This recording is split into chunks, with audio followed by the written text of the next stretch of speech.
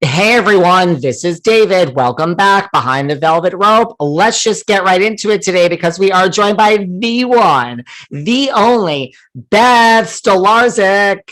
Woo! Hi, so happy to be here. I mean, I just say Beth S from the real world. Isn't that so much easier?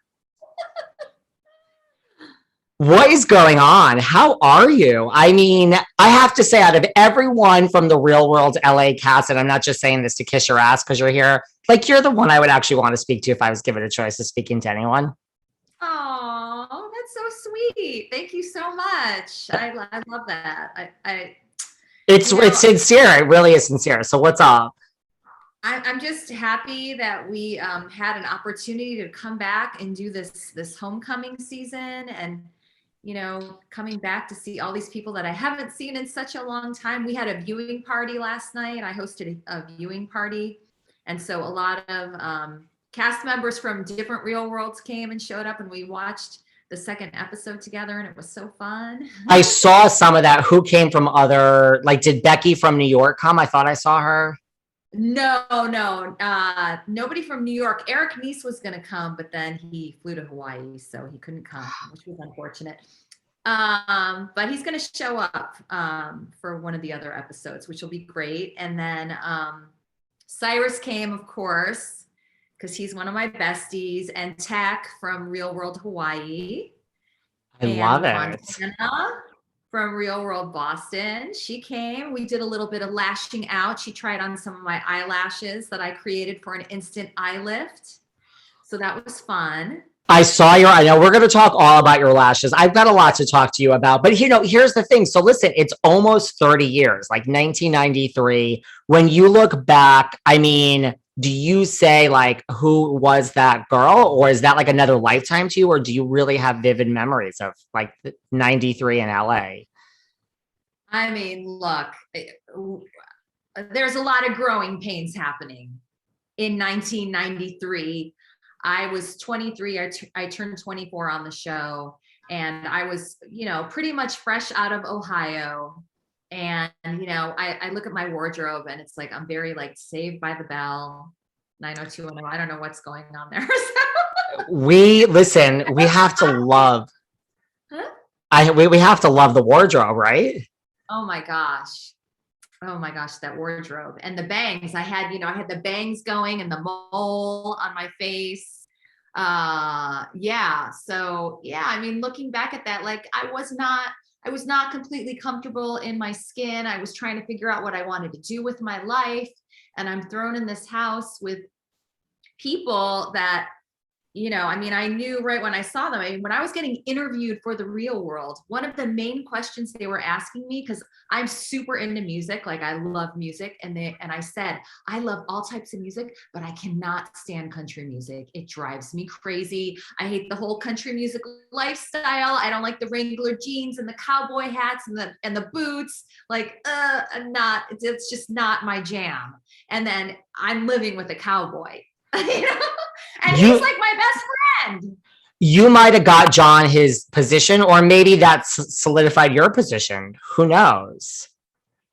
I mean, I don't know, but I just thought it was really, interesting that, wow, I'm living with a cowboy. Okay, so this is how they're casting. They want to cast like polar opposites and people that they think are going to be challenged living together under one roof.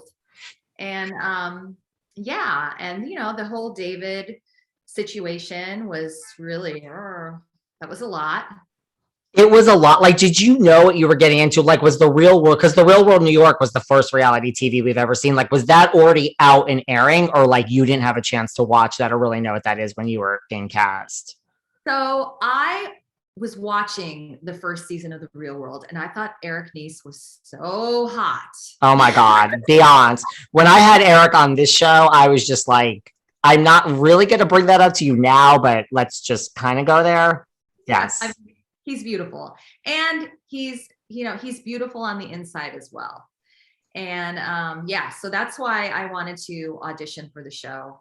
And I mean, look, back then there were not that many channels, right? If you're channel surfing, I mean, your choices are limited. And MTV, everybody wanted to be on MTV. I mean, I did the whole MTV spring break thing. Like, I was all about MTV. So to get on there was like, wow, I can't believe this is happening to me. You know? It was really the channel to be on, and it was really the biggest reality. It was like the biggest thing in the world. Like the Real World New York changed. I mean, look, it established reality TV. Yeah. The Real World LA introduced us to the confessional. Do you remember your first confessional? Like, did you know what you were doing? And like, did you understand? Because the New York didn't have a confessionals. They just kind of pulled you to the side and you were speaking into the camera. Yeah. I mean, I remember production was always having to remind us to use the confessional. Because a lot of us are like, I'm not doing a confessional. No, you have to do a confessional every week. So it was kind of weird to kind of like sit down, and then you'd have to like manually turn on the camera yourself. And yeah. And it's interesting in the new Homecoming that they're showing old confessionals of me that I've never seen before, of how I felt about certain situations. So that's just like, oh my gosh, I'm dying right now.